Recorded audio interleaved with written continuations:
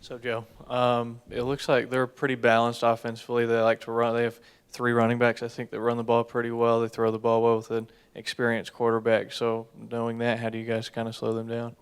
Yeah, like Coach said, they run the ball pretty hard.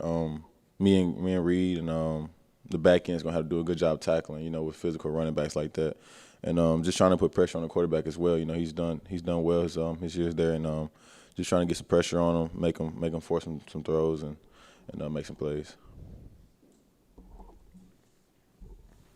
After how the Duke game played out, I mean, what sort of things did defense work on in the off week to maybe improve off of that? I mean, really we just kind of worked on ourselves. As far as the Duke game, they came out throwing the ball pretty well. The quarterback did good. He hit a lot of spots and he got the ball out quick. But start going into this week, it's gonna be. We imagine a lot more downhill running the ball, running until we can stop the run. So, I mean, they're gonna force the run on us until we stop it. And our thing is try to get them in third down situations, try to force pass situations. What'd you do over the couple of days of the break that you had? You get to watch some college football? I mean, yeah, that's all I did. I stayed in the house probably all day Saturday and just watch all the games. Even Sunday, I tried to watch as much as I could, before we came in for practice. But I mean, it was good to have those days off going into, during the season to going into the next game. Nate Stanley's been one of the most consistent quarterbacks in the country over the last 3 years. How do you go about making him, and I know you said they're going to be run heavy, but on third down, how do you go about making him uncomfortable throughout the game?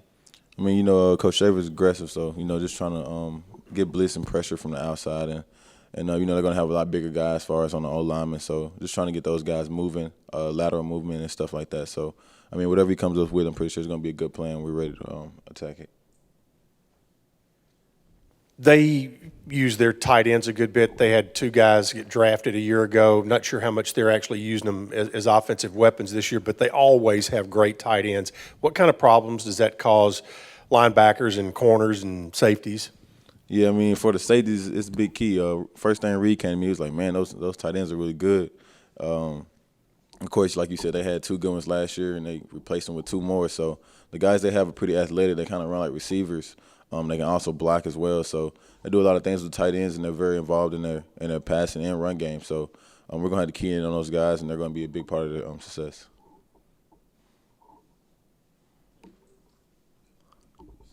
Said you watched a lot of football on Saturday. What kind of game got your attention? Did you happen to watch the Washington yeah. State game?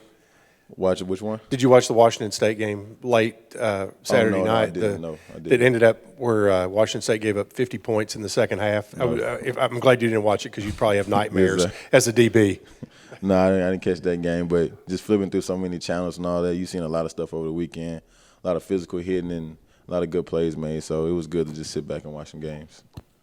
It seems like Iowa doesn't really have many holes defensively. They have a lot of good linemen, one that could go top 10 in the draft, a lot of good linebackers, another guy that has a couple of picks in the defensive backfield. So how do you guys kind of find a hole and advance the ball against them?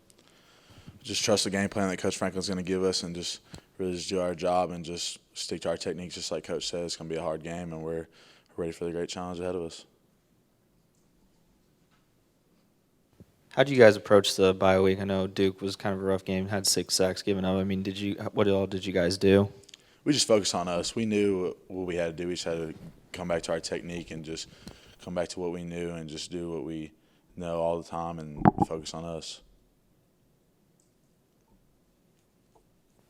It's been a little bit of a struggle running the ball for you guys at times through the first 3 games. What'd you do during the bye week to kind of get the running game going, kind of key in on that?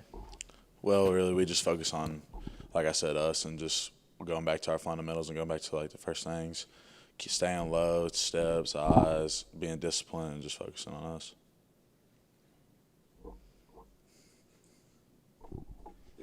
Front looks like they're pretty long and pretty physical. What from what you've seen so far on film, what are the characteristics about them that concern you? Just like you said, long and big. I mean, of course they're good football players, and we're ready for that. But they're just real long and big, and they like to control the gaps and just hold us there. And then we're just going to have to play with great leverage and just come off the ball hard. I know you guys are focused about what's happening on the field, but Iowa has one of those cool new things they do with waving to the kids in the hospital and stuff. Just how cool is that as a player to be able to go through that? Yeah, it's gonna be awesome to experience. I'm looking forward to that. I'm not sure when we do it throughout the game, but I know it's gonna be a great thing to experience, and I'm glad we get to do it.